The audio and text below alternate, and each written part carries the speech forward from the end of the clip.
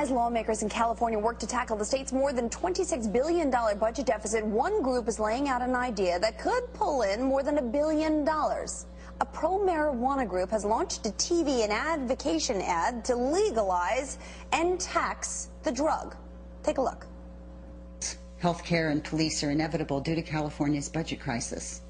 Even our state parks could be closed. But the governor and legislature are ignoring millions of Californians who want to pay taxes.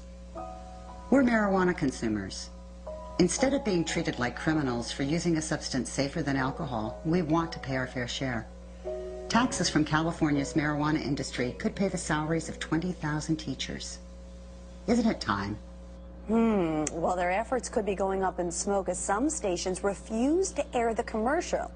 Calvina Fay is the Executive Director of the Drug-Free America Foundation, and Rob Kampia is the Executive Director of the Marijuana Policy Project. Good morning, the two of you. Thanks so much for being here. Calvina, let me start with you. You listened to that commercial. What are your thoughts? My initial thoughts are it's voodoo economics. It doesn't make sense.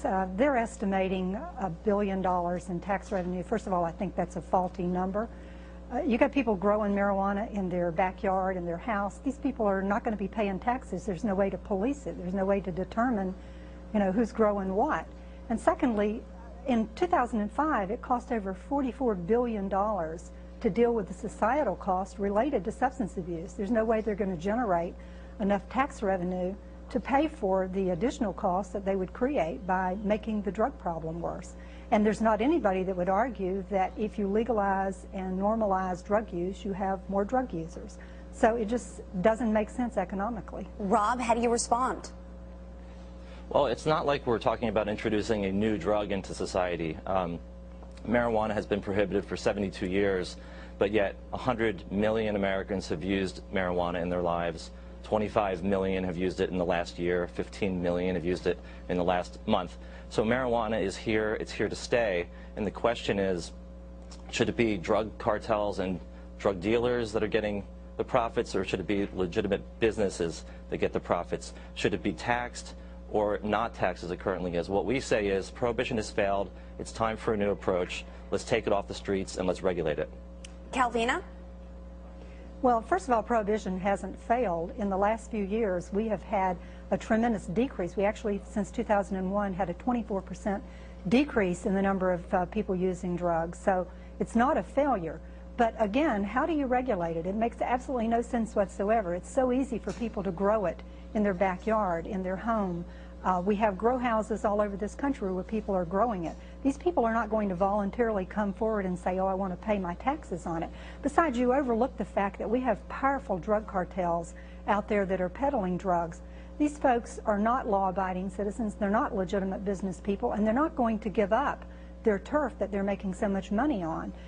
Sure they will. To make it legal and make it easy for them to do it, you facilitate drug trafficking along with human trafficking, weapons trafficking, all of that stuff is intertwined. Okay, Rob? I don't think we want to make that legal.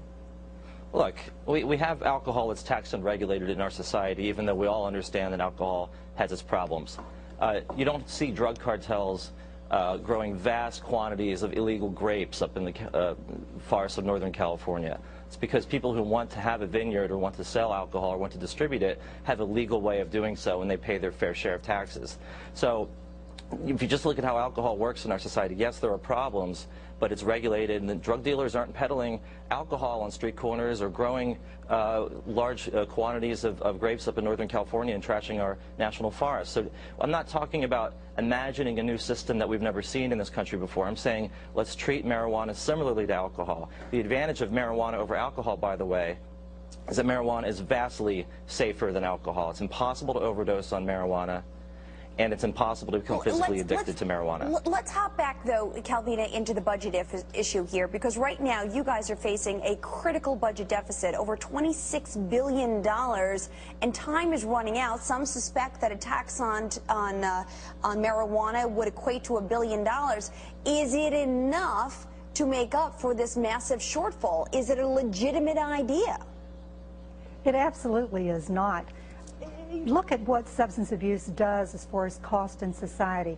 About 60% of everybody out there using drugs is involved in abusing children. You look at the number of kids that are neglected.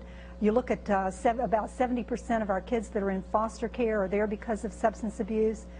These costs would only go higher and higher, and it's a bill that we're paying, not to mention the increase in the number of impaired drivers that would be on the highway. See, that's a big difference in alcohol and marijuana. Most people, and I'm not saying that alcohol is a harmless drug, but most people that consume alcohol intentionally do not get drunk, whereas everybody that smokes a joint does it for the specific purpose of getting high. Do we want to increase the number of people who can freely use and use more often and be on our highways driving with us? Rob, I presume that you would disagree with it. It's not just about getting high. It's used largely for medicinal purposes for a lot of people who are talking about in the state of California as well, right? Well, I mean, sure, there are some people who use to get high. There are others who use to relax. There are others who use it for medicinal purposes. It's the same thing with alcohol. Some people like to relax in the evening with a glass of wine or two. Some people like to relax in the evening by smoking a little marijuana. The difference is that marijuana is a lot safer for you, and it's not associated with a lot of these other horrible things that Calvin is talking about. You notice her language. She keeps talking about substance abuse in our society, the cost of substance abuse. She's not talking about marijuana specifically. Of course there are costs associated with alcohol abuse and tobacco abuse and cocaine abuse in our society, but you don't see those same kinds of costs with marijuana in our society. So I really don't like how she's sort of dumping marijuana in with all these other drugs, all of which are far more harmful, if not deadly, than marijuana. All right, guys, we have to leave it there. Kelvin and Rob will continue to keep an eye on this. I know it's a contentious issue. We appreciate you both joining us. By the way, I do want to make a programming note that later this morning, Tom Sullivan